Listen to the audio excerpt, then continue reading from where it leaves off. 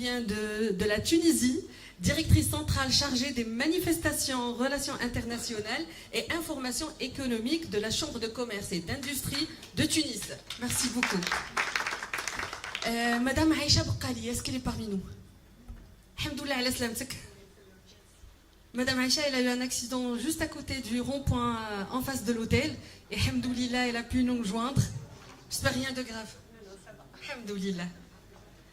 Monsieur Redallah El-Idrissi El-Qaitouni, chef de service Conseil Information des PME pour l'accès aux incitations de l'État, CRI FES Meknes. J'ai oublié de dire le statut de Madame Aïcha. Comme j'étais concentrée sur son courage et sa résilience pour être avec nous, c'est la représentante de l'APPEF Maroc. Et Madame Hafeda Moukadiri, qui a été citée par notre cher Jalaldine, CEO de Domaine Irzan et Victoria Espérance. Et qu'hier, il était la lauréate du prix, je pense, social, économie sociale et solidaire, c'est ça? Voilà, je vous rappelle.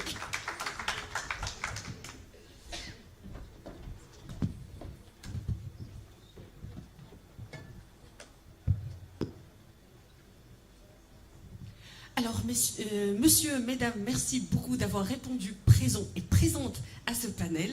Et je vais commencer par notre invitée qui est venue de la Tunisie, Madame Dalinda Mhamdi, pour nous parler du rôle et de l'importance et des missions de la Chambre de commerce internationale, mais pas seulement en tant qu'entité, mais en tant que réseau international, de nous parler de l'observatoire et de son rôle par rapport à la durabilité et de la création d'un système, d'un écosystème durable. Et enfin, les dernières, je pense qu'il y a même des nouvelles que vous allez partager avec nous. Je ne sais pas si je suis réellement autorisée, mais c'est vrai. Je vais quand même glisser quelques messages. Donc on vous remercie chaleureusement. Merci beaucoup. Merci. Donc tout d'abord, je suis très honorée de représenter la Chambre de commerce et d'industrie de Tunis, qui est une institution qui se positionne sur le plan territorial et international. Également, je remercie la Chambre de commerce de Fes Meknès qui nous a invités et qui est partenaire avec la Chambre du Tunis depuis l'année 2019. Donc, j'aimerais bien partager avec vous le réseau de la Chambre de commerce à l'échelle internationale pour savoir réellement c'est quoi la finalité de notre participation et de nos, je dirais objectivement, précieuses collaborations et contributions pour la femme entrepreneur.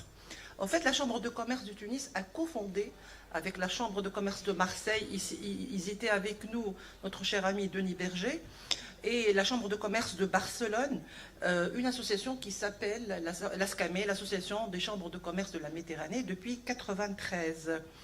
Également, on a assuré la présidence tout au long du mandat 2000-2007.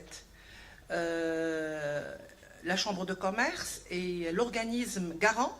On a cette activité, et c'est une activité exclusive sur le territoire national, en Tunisie, du système transport international routier depuis 1992, qui s'appelle le TIR, le système TIR. Également, 98 pour le carnet ATA, c'est le passeport des marchandises pour ceux qui participent dans des expositions et des salons professionnels uniquement pour des expositions. Et surtout, la CPCCAF, parce qu'aujourd'hui, nous sommes invités pour participer et contribuer dans l'animation de quelques panels du forum dans sa 5e édition, et surtout de participer en tant que membre actif au réseau de la CPCCAF, qui est la conférence permanente des chambres africaines et francophones. D'ailleurs, on était membre depuis l'année 2007 et on a présidé ce réseau pour durant le mandat 2019-2022. Et depuis le déclenchement d'une bonne surprise, c'était en marge des ateliers de la CPCCAF l'année 2019, on a jugé utile, pourquoi ne pas faire participer des experts africaines? Pourquoi ne pas donner des paroles à des femmes africaines? Pratiquement les travaux des ateliers, des assemblées générales de la CPCCAF, ce sont toujours des experts ou des représentants des chambres consulaires qui participaient, qui partagent leurs expériences, et les femmes, ce sont toujours c'est eux qui rédigent le PV, c'est où il accompagne leur époux. Donc, on a organisé l'année 2019 un panel femmes entrepreneurs, c'était à Lyon, et c'était une bonne surprise.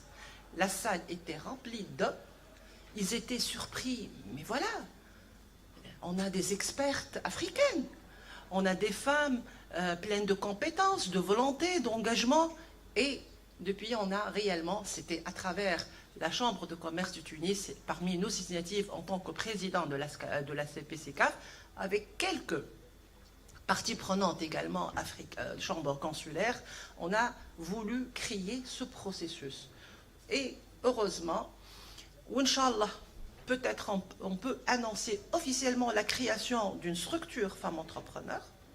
Cet après-midi, peut-être pendant l'Assemblée générale qui va démarrer dans une demi-heure. Peut-être on va zapper le repas.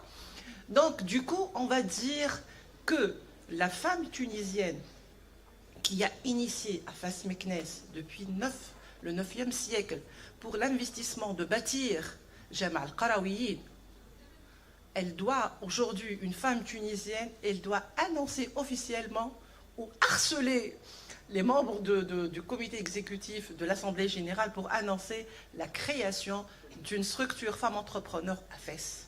Et c'est une reconnaissance personnelle pour moi. Et voilà, donc hier on a discuté toute la feuille de route, tout ce qui concerne l'accompagnement aux femmes entrepreneurs, tout ce qui concerne les différents défis, parce que nous sommes un continent qui a des défis énormes, mais s'il vous plaît, on a des opportunités, le potentiel existe, le partenariat sud et sud-sud est hyper important, donc il faut réellement miser sur l'expertise de la femme africaine, tout secteur confondu. Réellement, nous, on a assisté à l'Assemblée générale du Cameroun l'année 2022, et on a organisé également un panel femmes entrepreneurs, les femmes artisanes, ils ont occupé la place. Ils ont fait organiser une exposition pour réellement booster leur secteur, et c'était une force de vente camerounaise, et je salue de cette scène. Merci. Donc, et puis, on a, ça c'est à l'échelle internationale, je reviens au positionnement de la Chambre de commerce du Tunis qui s'inspire du contexte et enjeux économiques mondiaux. L'axe durabilité. Aujourd'hui, il y a des changements climatiques énormes. On a jugé utile d'élaborer un baromètre pour ne pas s'étaler sur le secteur de l'agroalimentaire, tout le processus, toute la chaîne de valeur, pour mesurer le taux de maîtrise des sociétés au secteur industrie agroalimentaire de l'axe durabilité. Et c'était réellement une réussite. Je ne peux pas dire que c'est femme ou homme. La cible, c'est l'entreprise. Et puis, après les résultats, on va filtrer ce qui rime avec la femme et ce qui rime avec l'homme. Donc, juste pour ne pas m'étaler plus, je vais partager avec vous quelques recommandations parce que la présentation est hyper importante, mais malheureusement, on n'a pas suffisamment du temps. Donc, sous le slogan, c'était la conception d'un premier baromètre institutionnel sous le slogan « From the farm to the fork », du ferme à la table. C'était un appel à nos entreprises pour participer à une enquête et bénéficier d'un appui de la cécité à travers un programme qui s'appelle SIPO. C'est le programme d'importation vers la Suisse pour réellement favoriser les pratiques de la durabilité. Également, on a assuré de sessions de formation, de renforcement de compétences à nos équipes pour pouvoir réellement statuter et restituer cette action. Donc la méthodologie était la formation d'une équipe, séance de coaching sur les techniques d'enquête, développement du questionnaire, test du questionnaire pour tester, pour savoir la crédibilité et même mesurer le timing du feedback, l'administration du question et l'analyse des données. C'était à travers un expert, on a externalisé le service. 2 recommandations.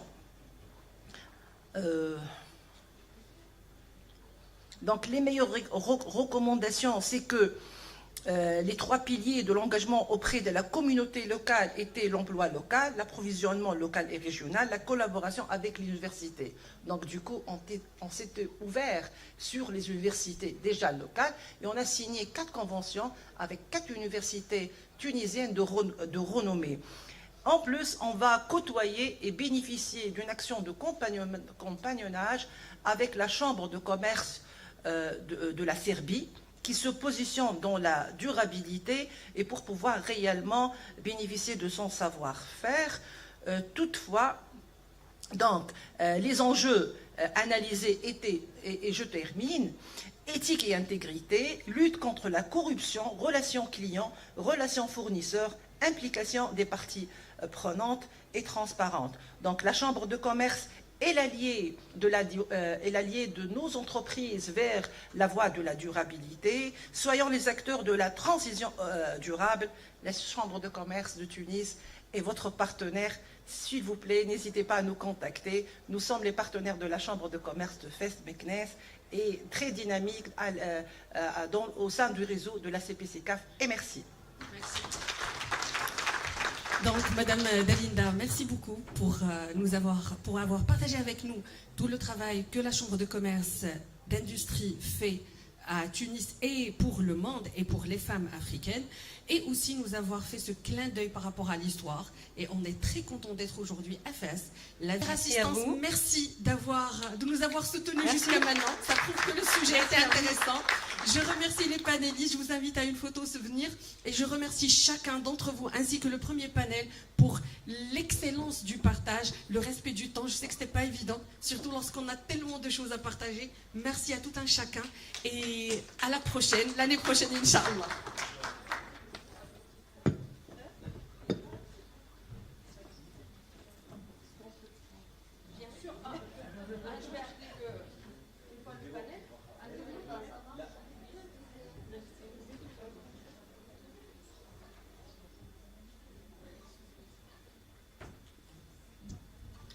Je vous invite à venir prendre une photo avec nous. Ça nous fera une photo souvenir. Merci. Venez tous et toutes, s'il vous plaît.